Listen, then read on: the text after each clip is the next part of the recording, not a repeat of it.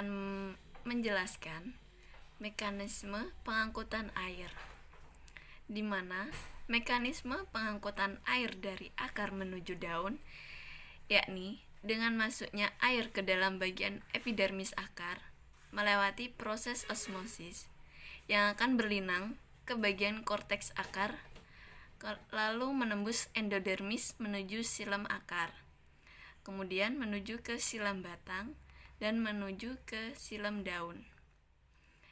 Ada 3 faktor yang memiliki pengaruh air dan mineral dari tanah dapat naik ke daun, yakni dari ada tekanan akar, ada kapilaritas batang, dan daya isap daun.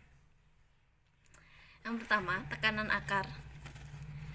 Saat proses penyerapan air berlangsung, cairan pada sel rambut akar berkurang kekentalannya. Hal ini menyebabkan sel bagian dalam untuk menyerap air pada rambut akar. Cara inilah yang dipakai untuk memindahkan air dari sel ke sel sehingga akhirnya tiba di pembuluh kayu. Kemudian ada kapilaritas batang. Silam merupakan pembuluh kapiler dalam tumbuhan. Dengan prinsip kapilaritas, air dapat naik di dalam pembuluh. Hal ini bisa terjadi karena adesi yang terjadi antara molekul air dengan dinding tumbuhan. Kemudian ada daya hisap daun. Air yang sudah berada pada daun akan mengalami penguapan melalui stomata, sehingga cairan pada sel daun meningkat kekentalannya.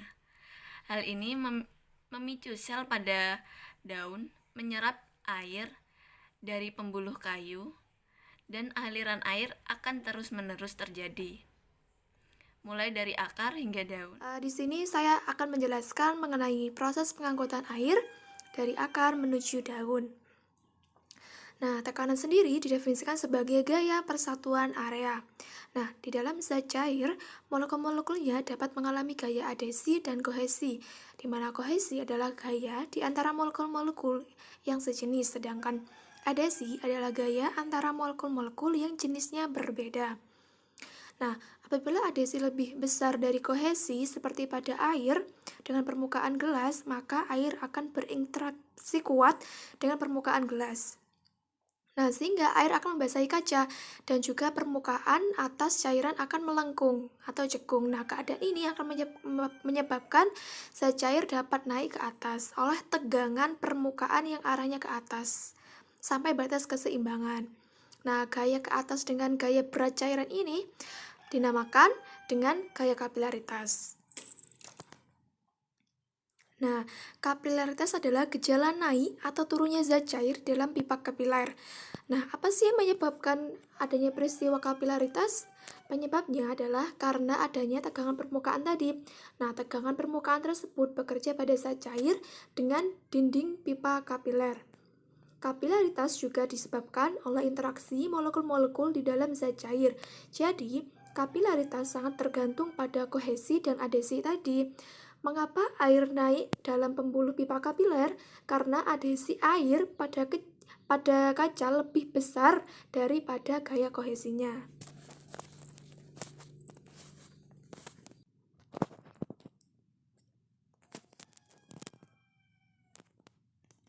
Selanjutnya yaitu gaya kapilaritas pada xilem dan phloem, di mana kita ketahui bahwa xilem dan phloem merupakan jaringan pengangkut pada tumbuhan. Nah, xilem dan phloem adalah yang berperan dalam sistem pengangkutan. Seperti xilem sendiri itu yaitu mengangkut air dan mineral atau unsur hara dari akar menuju batang ke daun, sehingga phloem sedangkan phloem itu mengedarkan hasil fotosintesis dari daun menuju ke seluruh bagian tumbuhan. Nah, di sini di gambar ini merupakan rangkaian dari proses pengangkutan air dari akar menuju daun. Yang pertama yaitu melalui proses dengan adanya tekanan air. Yang kedua, kapilaritas batang. Yang ketiga yaitu daya isap daun. Di sini terlihat gambar ya, proses masuknya air ke dalam akar dapat dilihat pada gambar berikut. Nah, di sini dapat kita ketahui, di sini ada pertama, air diserap melalui akar. Akar memiliki rambut-rambut akar yang berfungsi untuk memperluas bidang penyerapan air. Nah, rambut akar terbentuk dari sel-sel epidermis, di mana sel-sel epidermis ini merupakan bagian terluar dari tumbuhan yang hanya selapis. Cara penyerapan air dari dalam tanah oleh rambut akar berlangsung secara osmosis. Osmosis sendiri yaitu perpindahan zat dari larutan kurang pekat atau konsentrasi rendah ke larutan yang kurang pekat atau konsentrasi tinggi melalui membran semi permeabel, di mana membran ini hanya dapat dilalui oleh air dan zat tertentu yang larut di dalamnya. Nah, cairan pada sel lebih pekat daripada air dari tanah, sehingga air dan mineral terlarut di dalamnya, masuk ke dalam sel-sel rambut akar secara osmosis.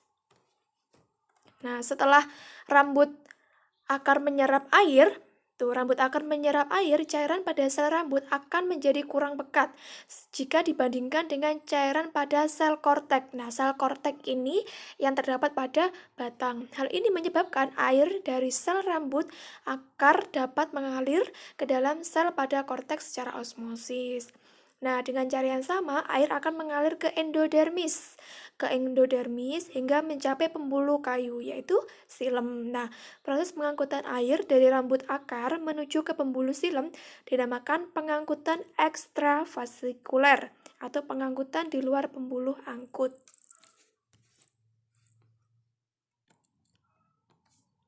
Nah, proses penyerapan air menyebabkan air menekan air hingga air masuk ke dalam pembuluh kayu atau silem tadi. Nah, dalam pembuluh ini air diangkut menuju batang daun yang letaknya lebih tinggi.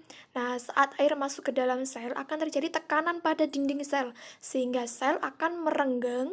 Hal ini menyebabkan timbulnya tekanan hidrostatis untuk melawan aliran air tersebut. Nah, masih ingat kan ya tentang tekanan hidrostatis? Nah, tekanan hidrostatis sendiri didefinisikan sebagai tekanan zat cair yang diam.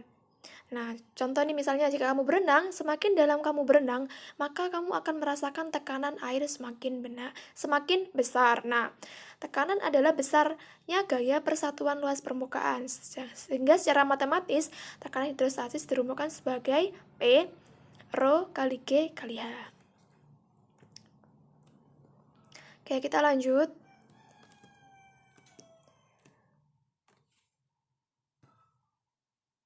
Di sini mengenai gambar ya tadi, yang pertama yaitu tekanan air, yang kedua yaitu daya kapilaritas batang dalam proses penyerapan air itu sendiri. Nah, pengangkutan air di dalam batang. Nah, air dapat diangkut dari akar ke seluruh tumbuhan karena adanya daya kapilaritas tadi. Nah, pengangkutan air dari akar menuju ke seluruh tumbuhan melalui pembuluh kayu silem. Kapilaritas batang memiliki diameter sangat kecil atau kapilernya sangat kecil untuk menaikkan permukaan air lebih tinggi dibandingkan dengan di luar pembuluh. Nah, daya kapilaritas dipengaruhi oleh gaya kohesi dan adhesi. Itu terlihat di bulat-bulat itu ada dinding silem, adhesi, dan kohesi. Nah, sedangkan gaya adhesi adalah gaya tarik antar molekul zat yang tidak sejenis. Pada saat air masuk ke dalam pembuluh silem, air akan mengalami gaya adhesi yang lemah antara molekul air dan molekul pembuluh silem. Sedangkan gaya kohesi antara molekul air dengan molekul air lainnya sangat kuat. Hal inilah yang menyebabkan air bergerak dapat naik di sepanjang pembuluh pengangkut tadi, yaitu pembuluh silem. Oke, lanjut ke gambar selanjutnya. Ini transpirasi daun. Transpirasi pada tumbuhan. Yang ketiga yaitu proses daya isap daun. Nah, daya isap daun adalah kemampuan daun untuk menyerap air dari jaringan yang ada di bawahnya, yaitu batang. Nah, kemampuan ini disebabkan karena tekanan osmosis tadi pada sel daun lebih tinggi daripada sel batang. Nah, perbedaan tekanan osmosis ini disebabkan karena daun selalu mengeluarkan air saat terjadi transpirasi. Nah, apa sih transpirasi itu? Transpirasi dipengaruhi oleh beberapa faktor, yaitu suhu udara, luas bidang penguapan dan kecepatan angin, serta kelembapan dan tekanan udara.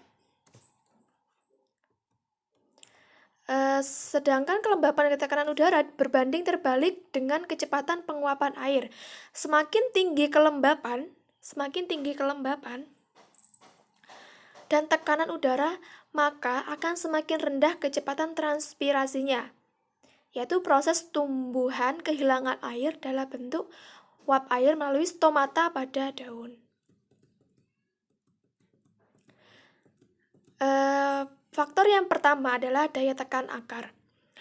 Air masuk ke dalam akar melalui rambut akar karena adanya tekanan osmosis pada akar. Nah, selanjutnya air didorong oleh akar untuk naik melalui pembuluh kayu, yaitu silem, yang diameternya sangat kecil atau kapilernya sangat kecil. Nah, pada pembuluh ini terjadi kapilaritas yang merupakan faktor kedua mengapa air dapat naik dari akar menuju daun. Nah, di dalam pembuluh silem, gaya kohesi antara molekul air dengan molekul air lebih kuat dibandingkan gaya adesi antara molekul air dengan molekul pembuluh silem. Nah, hal inilah yang menyebabkan air dapat melaju ke arah daun.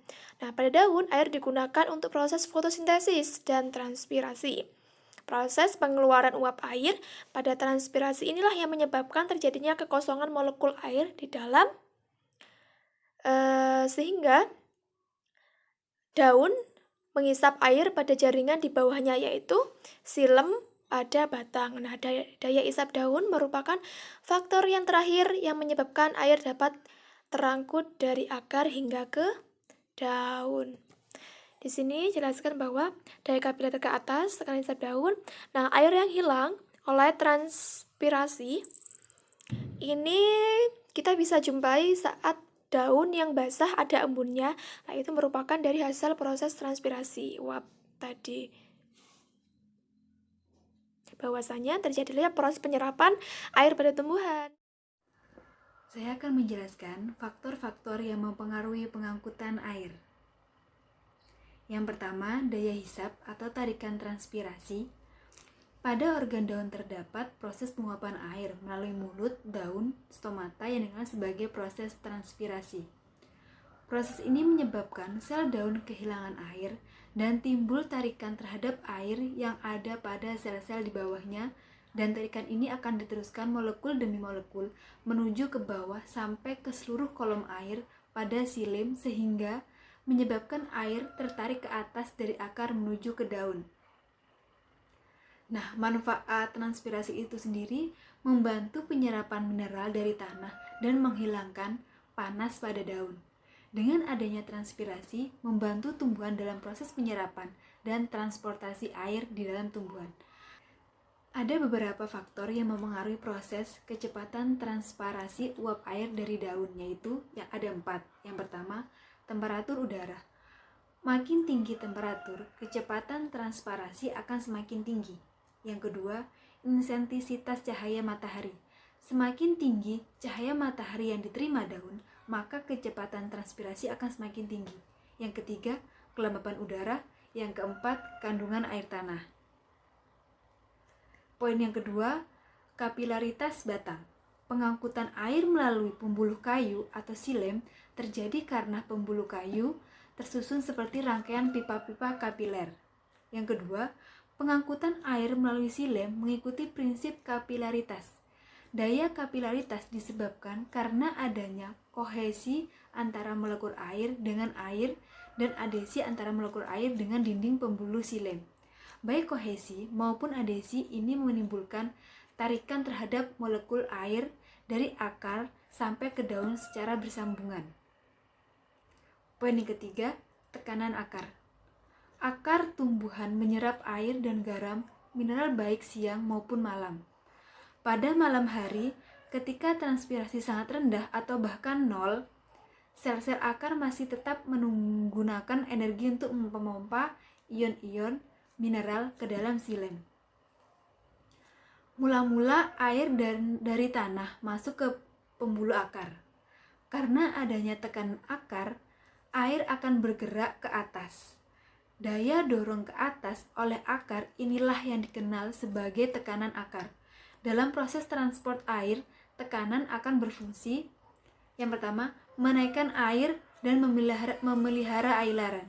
Contohnya, bila tanaman pisang ditebang lalu tengahnya dibuat kayak cengkukan, maka beberapa jam akan terisi oleh air. Yang kedua, melawan tekanan dalam jaringan xilem. Nah, dalam jaringan xilem yang berisi air akan bekerja dua gaya, yakni gaya adesi dan gaya kohesi. Gaya adesi berpengaruh negatif terhadap aliran air atau menghambat. Tekanan akarlah yang bekerja untuk melawan hambatan ini. Baik, di sini saya akan menjelaskan manfaat air terhadap pertumbuhan tanaman. Nah, seperti yang kita ketahui, air sangat berperan penting bagi kehidupan. Begitupun terhadap pertumbuhan tanaman. Nah, selanjutnya yaitu manfaat air terhadap pertumbuhan tanaman. Yang pertama, sebagai komponen utama fotosintesis. Nah, di mana dalam proses fotosintesis air menjadi komponen utama. Yang kedua, sebagai media pengangkut dan memindahkan hasil proses fotosintesis. Nah, di sini air bermanfaat sebagai media pengangkut hasil dari fotosintesis. Yang selanjutnya sebagai pelarut zat hara. Nah, air juga sebagai pelarut zat hara. Yang selanjutnya air bermanfaat untuk membantu proses terjadinya respirasi pada tumbuhan. Nah, yang selanjutnya mengatur suhu pada tumbuhan agar tetap stabil. Nah, di sini air bermanfaat sebagai kontrol untuk mengatur suhu tumbuhan agar tetap stabil. Selanjutnya menjadi media dalam proses berlangsungnya biokimia. Air bekerja sebagai penghasil tenaga mekanik pada proses pembesaran dan proses pembelahan. Nah, di sini air juga bermanfaat sebagai hasil tenaga mekanik pada proses pembesaran. Nah, mungkin hanya itu manfaat pada air untuk pertumbuhan tanaman. Baiklah, terima kasih. Di sini saya akan menjelaskan mengenai faktor-faktor yang mempengaruhi kebutuhan air pada tumbuhan. Nah, apa sajakah itu? Yang pertama ada topografi, yang kedua ada hidrologi, yang ketiga ada klimatologi, dan yang terakhir ada tekstur tanah. Oke, langsung saja kita ke topografi. Topografi ini ialah untuk lahan yang miring membutuhkan air yang lebih banyak daripada yang datar. Karena apa? Karena air akan lebih cepat mengalir dan menjadi aliran permukaan. Nah, hanya sedikit air yang mengalami infiltrasi pada lahan yang miring. Nah, sedangkan pada lahan yang datar itu air cenderung lambat dalam mengalir. Nah, seperti itu. Nah, untuk selanjutnya ialah hidrologi. Hidrologi ialah makin banyak curah hujan, maka makin sedikit kebutuhan air yang dibutuhkan tanaman itu sendiri. Hal ini dikarenakan hujan efektif akan menjadi besar. Nah, seperti itu. Untuk selanjutnya ialah ada klimatologi. Klimatologi ini ialah tanaman tidak dapat bertahan dalam cuaca yang buruk. Dengan memperhatikan keadaan cuaca dan cara pemanfaatannya, maka dapat dilaksanakan penanaman tanaman yang tepat untuk periode yang tepat dan sesuai dengan keadaan tanah itu sendiri. Nah, di sini kita akan mengambil contoh antara tanaman padi dan tanaman tembakau. Di antara kedua tumbuhan ini memiliki perbedaan yang sangat jauh, di mana kalau padi ini cenderung ditanam biasanya pada cuaca yang curah hujannya tinggi, Karena apa? Karena padi ini tumbuhan yang membutuhkan banyak air. Nah, sedangkan tembakau ini ialah tumbuhan yang biasanya ditanam pada cuaca yang tidak begitu besar curah hujannya, atau bisa dikatakan pada cuaca kemarau. Karena apa? Karena tembakau ini kalau sampai kebanyakan air atau ditanam pada curah hujan yang tinggi, maka besar kemungkinan tumbuhan tembakau ini akan layu dan akhirnya akan mati. Nah, untuk yang terakhir ada tekstur tanah. Tanah yang baik akan memberikan kesempatan pada akar tanaman untuk tumbuh dengan mudah, menjamin sirkulasi air dan udara, serta baik pada zona perakaran dan secara relatif memiliki unsur hara dan kelembapan tanah yang cukup jelas ya, dimana tanah yang subur itu sangat baik untuk pertumbuhan semua tumbuhan ya, karena tumbuhan itu membutuhkan tekstur tanah yang baik, subur. Baik, di sini kesimpulan dari tekanan dan proses pengangkutan air pada tumbuhan. Kesimpulannya, pengangkutan air merupakan suatu proses pengambilan air dari tanah melalui akar, kemudian dialirkan melalui adesi lalu ke daun dengan menggunakan daya hisap daun. Mekanisme pengangkutan air ada dua, yaitu secara ekstravasikuler dan secara intravasikuler.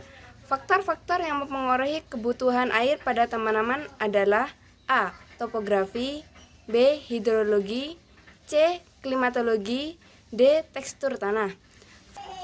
Fungsi dan manfaat air terhadap tumbuhan salah satunya yaitu menghantarkan garam-garam mineral dan unsur hara yang diserap oleh tanaman ke seluruh bagian tanaman.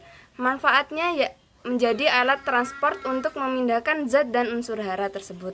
Terima kasih.